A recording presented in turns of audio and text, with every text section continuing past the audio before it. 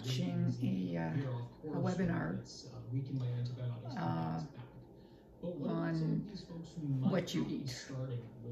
So how food becomes medicine, I believe is what it's called. And I'm at I'm an alumnus of UBC, University of British Columbia, as well as an alumnus of University of Waterloo. And UBC sent me a notification that this webinar was coming up. So I thought, hey, yeah, I'll watch that. So okay. It is a really big 3 hours later. And it's like, you know, the $1 trillion answer. So I'm watching that now. We don't know.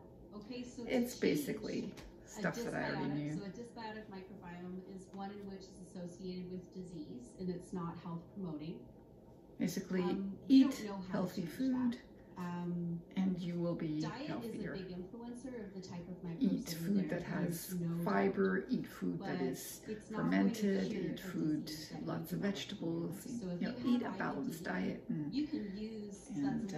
don't eat too much junk food. I probably eat too much junk food because, I like to snack. But generally, I eat pretty good diet. But you're not going to get rid of IBD. But it's always interesting to hear that confirmed. And it reminds me that I shouldn't eat so much junk food. You know, the question is can we influence our microbes really early on? But once again, I went to the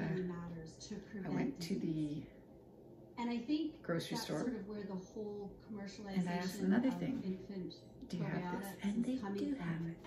And I I asked another thing, do you have this? And they do have it. So I don't need to, yes, I can go when I'm offered the chance to go to Costco or to Zehrs or to any of those grocery stores to pick up things that I particularly like, that I have habitually bought over the years.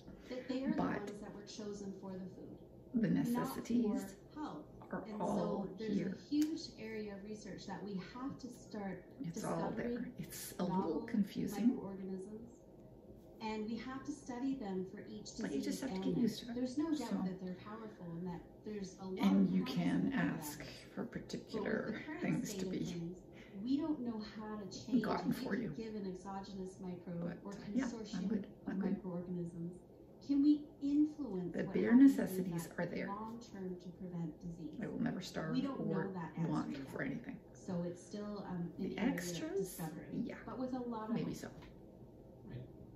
Thank you. So a lot of the questions in Slido are seemingly pointing at a lot of these folks' curiosity to try and figure out the state of their own gut health. So say I think that my gut health is causing me some health problems and I want to figure out what to do about it.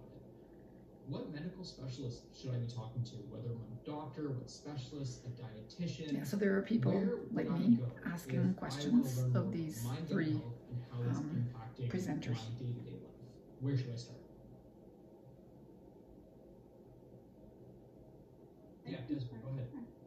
And then Larissa, and then Professor Gibson. I see all you wanting to chime in on this. I mean, nothing would make me happier. So the trim trim has gotten measured for, boom, gone. So and I believe everything else has gotten cleaned up. So now we're just waiting for the tapers. They don't even know when they're coming, so. Not today, obviously. It's 3:50, so we except run for this today. really weird spectrum of either pathologizing everything Yeah, so I was confused. It's like, I was not confused, I knew this. Started yesterday. I must the have webinar, horrible disease and like need to the webinar, spend $7,000 on supplements. The webinar was posted as starting at 12 o'clock. Well, yeah, 12 o'clock BC time, Vancouver time. Well, that's 3 o'clock this time. So I put my alarm and set it off for 5 to 3. And I would have forgotten. I would absolutely have forgotten. I was watching another video and I went, oh, okay, quick, go to the washroom and watch your webinar. I think I will keep on looking for interesting webinars to watch that interest me, because it's always more interesting when you're particularly invested. Anyway, That's what I did today.